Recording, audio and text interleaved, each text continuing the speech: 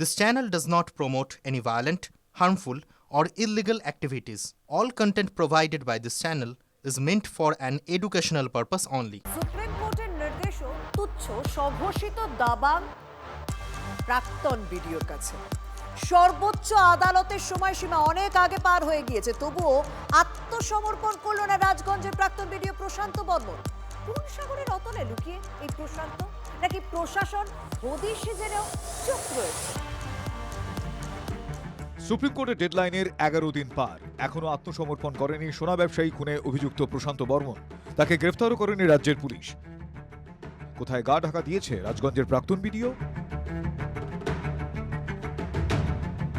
আজও বিচারের আশায় হাপিত্যেশ করছে নিহত সোনা ব্যবসায়ীর পরিবার। প্রশান্ত বর্মনের শাস্তির দাবিতে তারা সরব।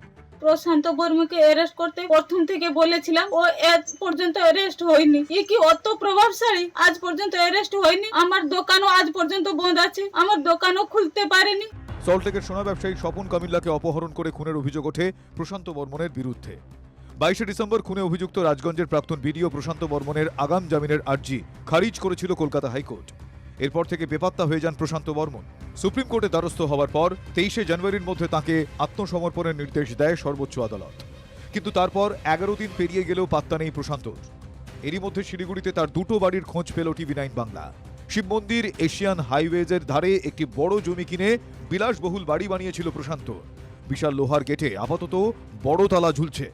শিলিগুড়িতে প্রশান্তর একাধিক সম্পত্তি রয়েছে, বহু করে বেড়েছে সম্পত্তি। যেমন শিব মন্দিরের এই বাড়ি, এই বেশ কিছুটা জমি সহ ওই সুদৃশ্য বাড়ি, যে বাড়ির গেট আপাতত তালাবন্দি। মাঝে মধ্যেই রাতের বেলায় এই বাড়িতে আনাগোনা ছিল তৎকালীন ভিডিও প্রশান্ত বর্মনের।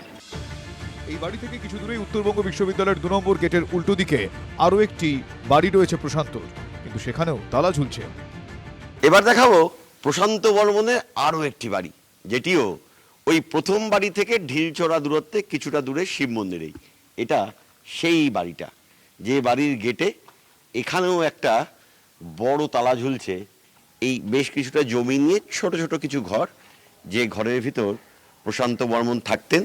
থাকতো তো মাঝে মাঝে না না, সারা দিন রাত কোনো ঠিক নাই। ফ্যামিলি নিয়ে সব থাকতো। শুধু শিলিগুড়িতেই নয়, আলিপুরদুয়ারের বীরপাড়াতেও বাড়ি রয়েছে প্রশান্ত বর্মনের। বিলাসবহুল বাড়ি, সিসি ক্যামেরায় মোড়া।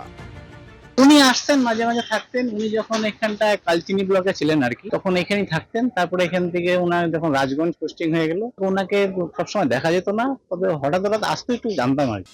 কিন্তু কার মদতে এতদিন ধরে গা ঢাকা সোনা ব্যবসায়ী খুনে অভিযুক্ত প্রশান্ত বর্মন?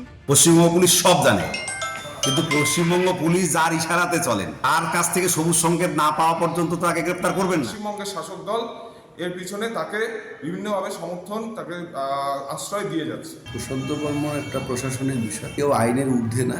প্রশান্ত বর্মন হোক আর যেই হোক।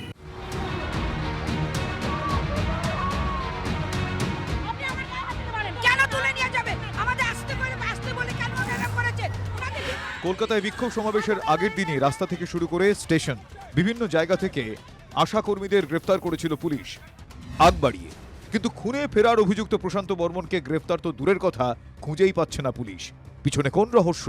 প্রসেনজিৎ চৌধুরী, দেবব্রত সরকার, সুজিত রায় ও নীলেশ্বর সান্যালের রিপোর্ট, TV9 বাংলা।